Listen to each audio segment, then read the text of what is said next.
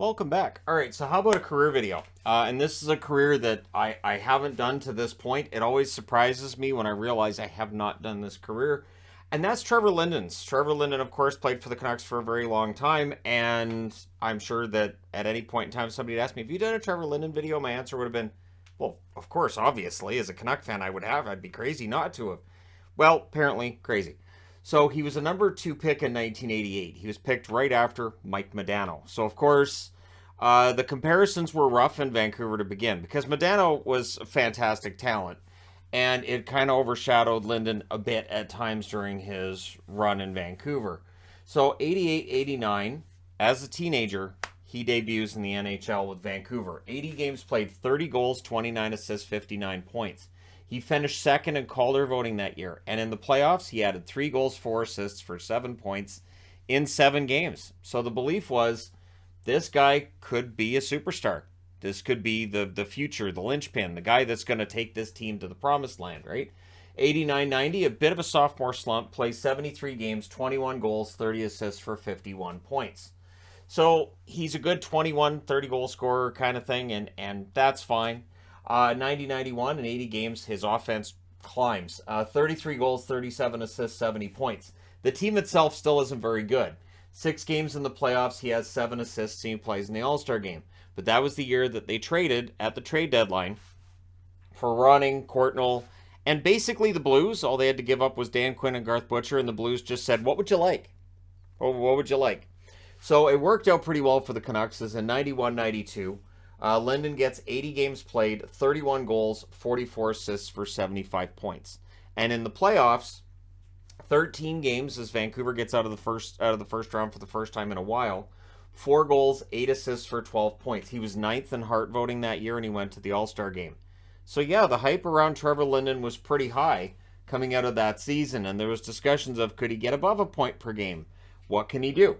So 92-93 rolls around, another good year for Vancouver. It's an 84-game season. He plays all 84 games, 33 goals, 39 assists, 72 points. Very reliable production from him. In the playoffs, in 12 games, 5 goals, 8 assists, 13 points. And what's key about that year as well is that's the year that he's moved to center from the wing. His first 4 years, he was a right winger, and they moved him to the center. And I remember that being a tough transition in the beginning, and I remember there being a lot of naysayers, because I was one of them, saying, I don't know if this center thing's going to work. Boy, did we look foolish after. And I couldn't have been happier to be wrong on that one. 93-94, 84 games played, 32 goals, 29 assists for 61 points. So his points totals drop, his goals stay right about the same, and then in the playoffs, the Canucks go on that run to the 1994 Stanley Cup Final. 24 games played, 12 goals, 13 assists, 25 points. And the story out of that was that this guy who had become captain of the team at age 21 had really grown into that role, because there was definitely arguments about whether or not he was ready to be captain when it happened as well. So he really developed into the emotional leader of that group. He played through cracked ribs. He was getting, dressed in the hallway. You could hear him screaming. Like, we're talking, this guy proved in those playoffs he was a warrior. And, of course, the image of he and Kirk McLean in an anguished embrace after they lost is still an iconic image in Vancouver's history to this day. In that run to the Stanley Cup Final, he did score a big overtime goal against Calgary in Game 6 that tied the series at 3. It was one of those odd series where they were ahead 3-1, those Flames. And in Games 5, 6, and 7, Vancouver beat them in overtime. So Game 5, I remember thinking, well, this is good. At least they didn't go out in 5. In Game 6, I was like, hey, we got a Game 7. And then Game 7, I was just floored when that Bure goal went in. So 94-95 is a lockout shortened season. 48 games played, 18 goals, 22 assists, 40 points for Linden. And the interesting thing with the Canucks at this stage is they're falling. Like, you could see that they had peaked. And I still thought they had peaked that first year in 91-92, and that their lineup seemed to be less and less impressive as time went on. In the playoffs, 11 games played, 2 goals, 6 assists, 8 points, and they went out in a heartbreaking series against Chicago. It wouldn't be the last time that would happen to the Canucks franchise. So it was the last time with Linden in the lineup because he wasn't around for that run. So things start to fall apart quickly. 95-96, 82 games. He has his best offensive season. 33 goals, 47 assists, 80 points. In the playoffs, 6 games, 4 goals, 4 assists, 8 points. He was 5th in Selke voting that year, but the Canucks as a team, well, they were out in the first round, so it was not going well for the Canucks. 96-97, he only plays 49 games due to injury. 9 goals, 31 assists, 40 points. He won the King Clancy Award that year. So when a guy wins a leadership award, that's pretty special. And it's the only hardware Linden had in his career. He wasn't a guy who put up, he wasn't top 10 thinking, along the lines of like a Bergeron, didn't have the most points and the most goals, but he was a leader on the ice. So 97-98 rolls around. Mark Messier comes in. He hands Messier the captaincy, which caused a lot of dislike amongst Canucks fan base towards Messier, and he realized after that he had made a mistake.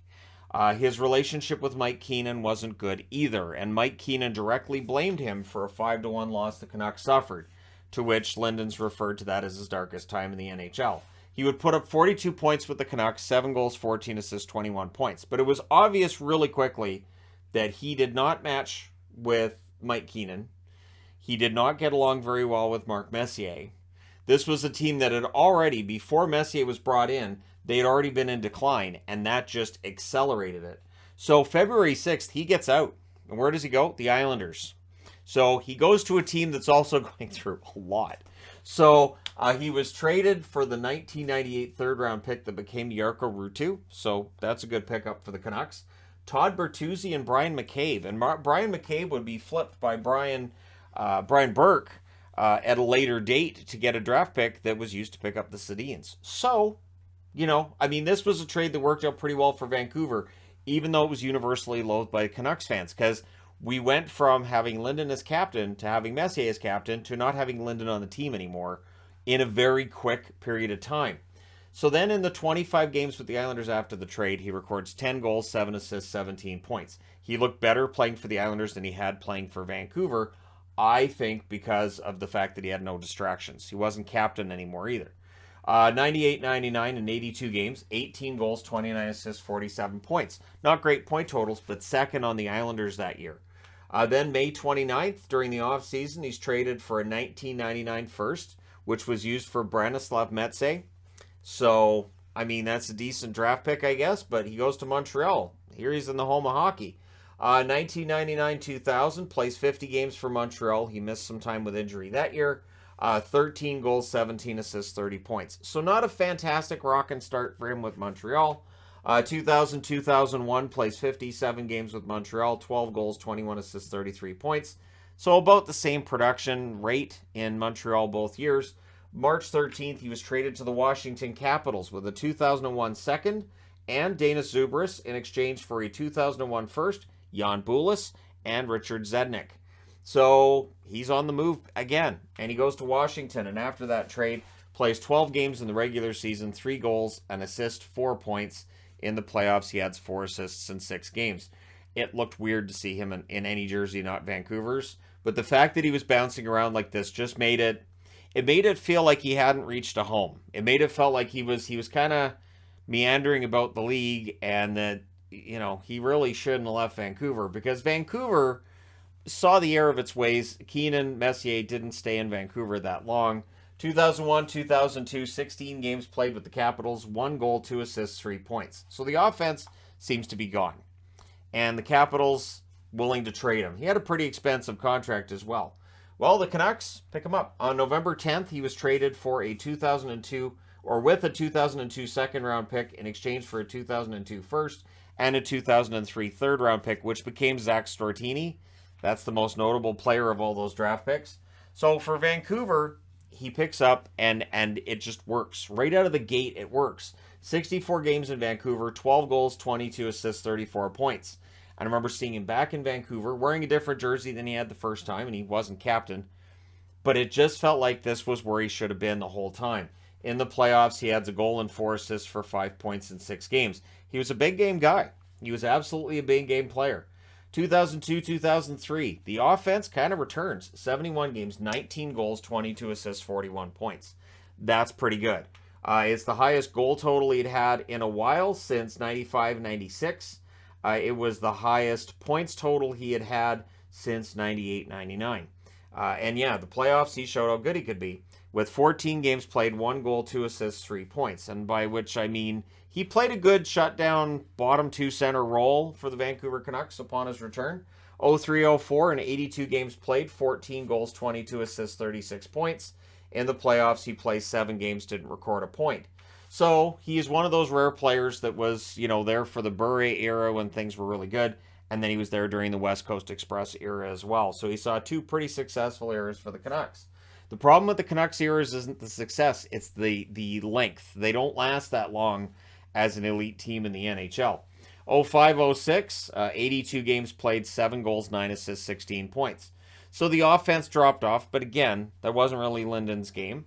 And the fans were still very protective of him. I was protective of him too, so anytime he was discussed as maybe a healthy scratch, I didn't like that idea at all, because you always got an honest effort out of him. 06-07, 80 games played, 12 goals, 13 assists, 25 points.